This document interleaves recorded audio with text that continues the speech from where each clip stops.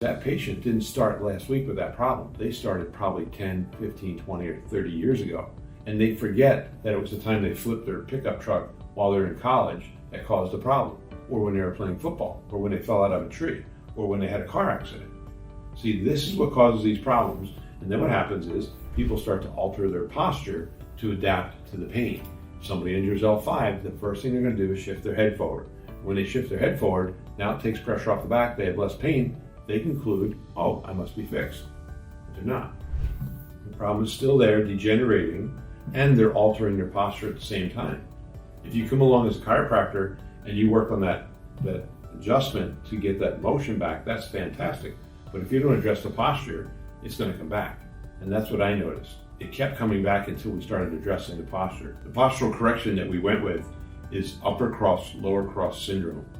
This is working on muscles that become really tight because you change your posture versus the muscles that become really weak because you change your posture.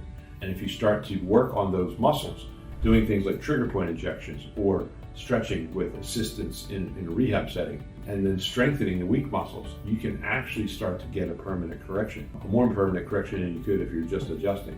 So the adjustment is fantastic. The medical services that go with it are not just for billing, but for actually improving the outcome of the patient. Better long-term outcome and faster outcome. So you're addressing the functional component that they cannot do.